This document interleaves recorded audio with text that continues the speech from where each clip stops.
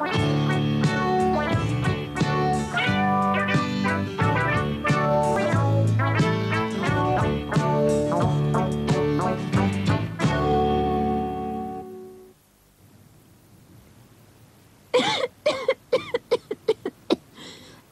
hat da ganz fürchtig den Husten. Der Schnüffel und der Pieps können es nicht sein. Die schlafen wie wenn es mitten in der Nacht wäre und machen keinen Wank. Nein, die zwei sind gesund. Aber wer hustet denn dieser weg? Es ist der Pummel. Und seine Mami zeigt uns jetzt, was man dagegen machen kann, ohne dass man gerade ins Billenbüchsli langt. Momo, der Pummel hat es dann zünftig verwünscht. Also, was kann man dagegen machen? Das tut einem ja weh beim Zuhören. Pummel, bei so einem Husten hast du sicher auch noch Fieber. Komm, wir tun schnell Fieber messen. Schnüffel, hol den Fiebermesser. Fiebermessen. Oh, das hat dann der Pummel auf der Latte. Aber der Fiebermesser war schon unterwegs. So, Pummel, heb den Fudi an. Fiebermessen ist gar nicht so schlimm. Und weisst, wenn ich so messe, weiss ich am genauesten, ob du Fieber hast. Und wie viel.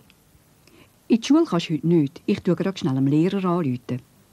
Aber der Pummel hat den Kopf unter die Decke gestreckt und gehofft, die Messerei gehen schnell vorbei. Der Lehrer hat auch gesagt, der Pummel soll daheim bleiben, sonst stecken ihr alle anderen auch noch an.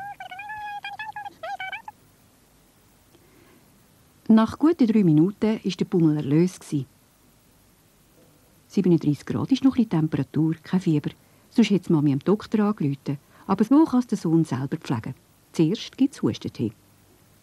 Bis Pummels in der Küche stehen feine Kräutchen und die Mami weiss ganz genau, welches für was gut ist. Fenkel und Eibisch sind beide gut bei Husten. Aber der Pummel hat lieber Fenkeltee, weil der so gut nach Anisgutzli schmeckt.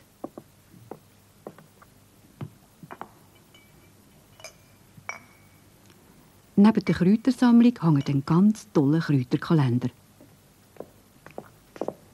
Heilkräuter. Da drin kann man nachlesen, für was welche Pflanze gut ist. Salbei, das nimmt man bei Halsweh zum Gurgeln. Aber da, Fenkel. Fenkel ist ein Wundermittel. Es regt den Appetit an, löst Husten und Krämpfe, Wunden heilen schneller, wenn man sie damit auswäscht und man kann sogar fleissiger bisseln.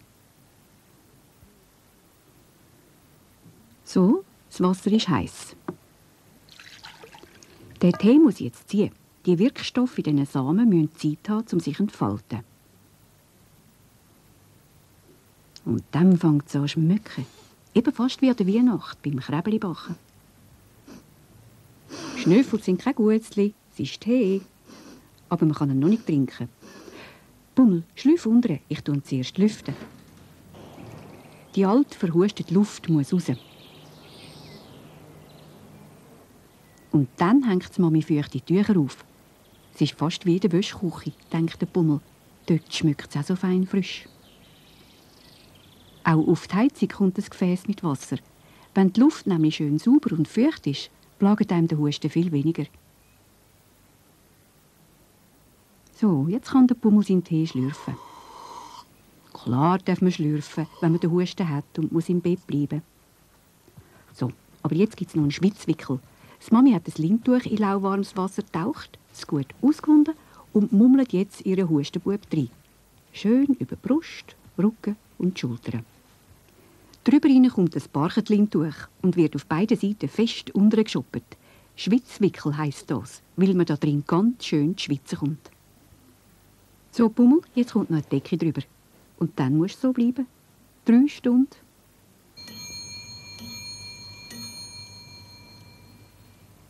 Also jetzt ist es 3.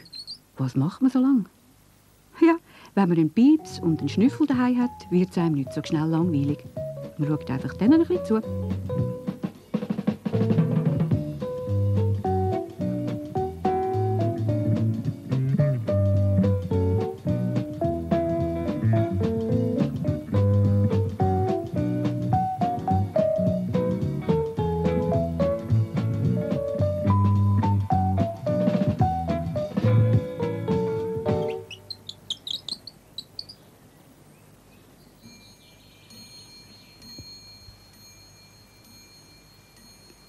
Am 6. ist der Pummel ausgewickelt worden. Endlich kann er wieder rumzappeln. Zu Abend vor dem Einschlafen ist noch inhaliert worden. Der Pummel maulet nicht. Das hat er schon mal machen und es hat ihm gut getan. In dieser Schüssel ist heißes Wasser mit Eukalyptusöl. Der Dampf muss der Pummel fest einschnaufen. Gut ist, wenn man dabei noch ein Tuch über den Kopf tut. Fest einschnaufen, ausschnaufen, einschnaufen, ausschnaufen, einschnaufen, ausschnaufen. Die Mami zählt leislich auf 300. Am Schnüffel hat das nicht mehr so gepasst. Er ist abgedampft. Nudelfertig war der Pummel nach all diesen Kuren heute. Gute Nacht, Mami. Aber jetzt ist fertig, gell? Hey, Schnüffel, was bringst denn du da? Der Schnüffel bringt dem Pummel seinen besten Knochen. Als Gute-Nacht-Geschenk. Tja, und bei so viel Liebe und Pflege muss es einem ja gleich wieder besser gehen. Einmal lachen mag er schon wieder über das ganze Gesicht, der Pummel.